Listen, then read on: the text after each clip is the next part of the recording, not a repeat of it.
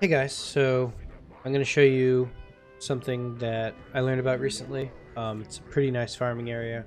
Most of the really good farmers have known about it for a very long time, but I've just started using it quite a lot. So basically what this farm area is, it's the Firelands trash farm, but you can do a couple things in order to really maximize the value that you get from doing this farm. What you're going to do is you're going to set Firelands to heroic, 25 man if possible.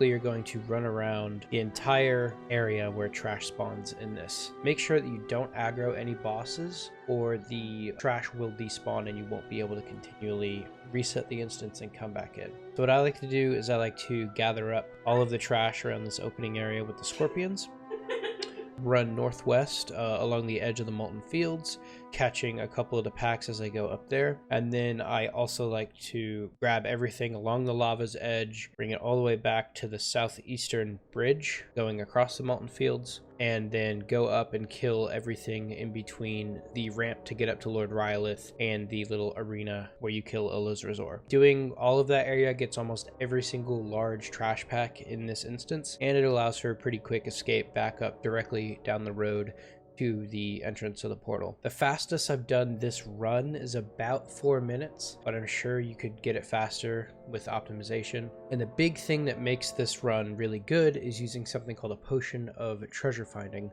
while you're doing the farm run. What the potion of treasure finding does is it makes it so that all of these trash mobs that you kill drop something called tiny treasure chests. And those tiny treasure chests can hold ember silk cloth, pyrite ore, elementium ore, any of the 5 volatile elements, so volatile life, air, earth, fire, and water. Because those are trade goods, you can use them for all sorts of stuff. So I think after only 2 runs, I was able to get enough ember silk cloth to purchase every single recipe that I needed, like cataclysm recipe from the tailoring vendor, and that allowed me to open up lots of new avenues for revenue for me, because now I can craft all these new recipes that require ember silk cloth, and now I have a boatload of ember silk cloth. If you're doing this on a skinner, that will also help you increase your revenue. Just this one run, I lazily skinned in this hour-long run. I didn't get everything all the time, but I got over 315 savage leather.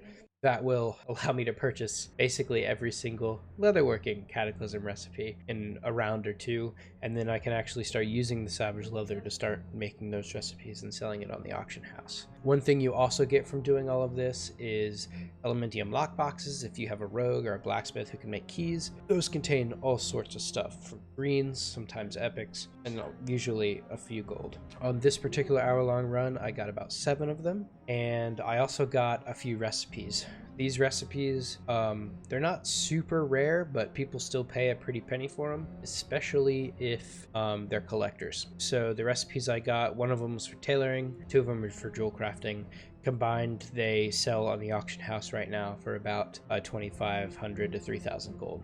If you're a collector, doing this run is nice because you can get greens from basically everything. Most of the loot you're going to get in here is going to be greens and grays. The combined auction house value of almost all the greens I got from this run was about 40,000 gold. When I say this run, I mean hour of doing this. However, I'm lazy and most transmog doesn't sell well on my server. A lot of the times the epics will sell, so that's why I keep the epics and put those on the auction house and just vendor the greens. But the total value that I got after vendoring all of my greens, or most of my greens I should say, is about 2,800 to 3,000 raw gold, and then on top of that I got about 3,000 or 4,000 gold worth of epic drops, a large amount of trade goods, and lots of pieces of transmog. So hope you enjoy this video.